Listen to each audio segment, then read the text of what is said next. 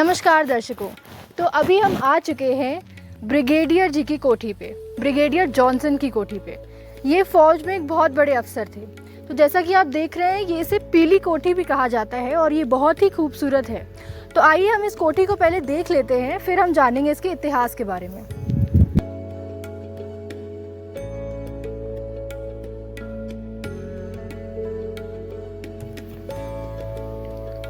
वर्ष 1890 के आसपास ब्रिगेडियर जॉनसन कुमायूं के रामगढ़ में आ बसे। शौकीन मिजाज जॉनसन को प्रकृति से लगाव था, वरना काठ गोदाम से अल्मोड़ा के पैदल रास्ते पर घोड़े से करीब 50 किलोमीटर का रास्ता तय कर इतनी ऊंचाई पर ना आते। उन्होंने बहुत शानदार कोठी उस समय बनवाई जो आज भी खड़ी है और ग्वालियर के सिंधिया परिवार के पास है। इस कोठी में राजमाता सिंधिया समेत उनके परिवार के सभी सदस्य 70-80 के दशक तक आते रहे। उनके साथ गांधी परिवार भी छुट्टियां बिताने इधर आता। संजय गांधी इस परिसर में परिंदों का शिकार करते, पर यह कोठी बनती उजड़ती भी रही। ब्रिगेडियर जॉनसन ने बड़े शौक से यह कोठी बनवाई।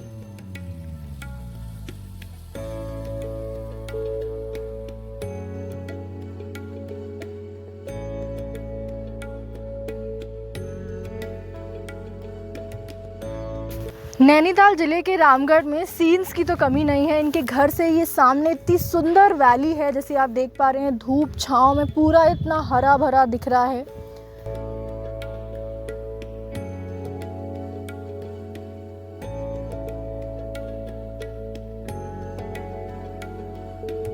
और ये जो हम देख पा रहे हैं, ये किचन है। तो वो चिमनी देख रहे हैं आप, वो फायर प्लेस की भी चिमनी हो सकती है और वो किचन की भी चिमनी हो सकती है। बहुत ही वेल वेंटिलेटेड घर है ये। और ये पूरा किचन पीछे से हम देख रहे हैं और ये पूरा एक्सटीरियर है इस घर का। तो ये कोठी बाहर से जितनी सुंदर है उतनी हमने दिखाई कि अंदर से भी है।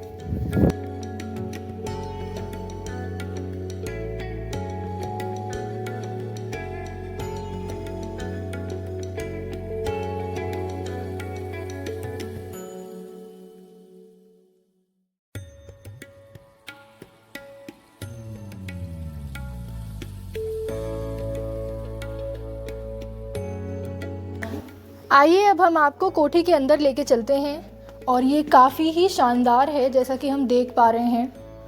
इसकी रूफ देखिए एक बार, कितनी सुंदर तरीके से बनी है। आइए अंदर देखते। आज भी समूचे रामगढ़ में इसके फायर प्लेस की डिज़ाइन की तारीफ होती है।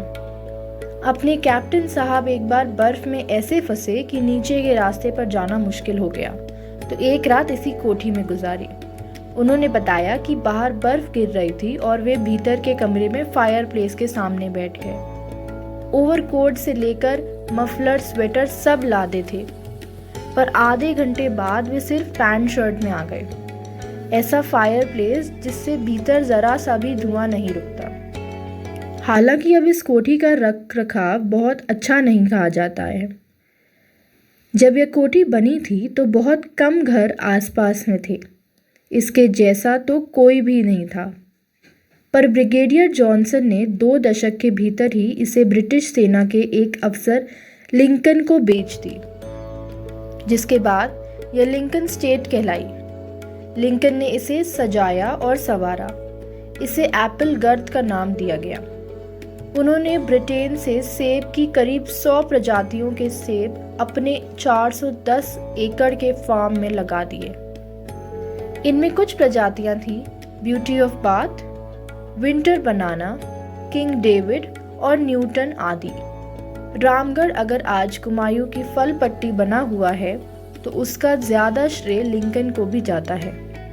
पर वर्ष 1930 में लिंकन को भी भारत छोड़ना पड़ा और उन्हें मध्य प्रदेश के महाराज अजयगढ़ को सेब का यह बाग बगीचा और कोठी बेचनी पड़ी।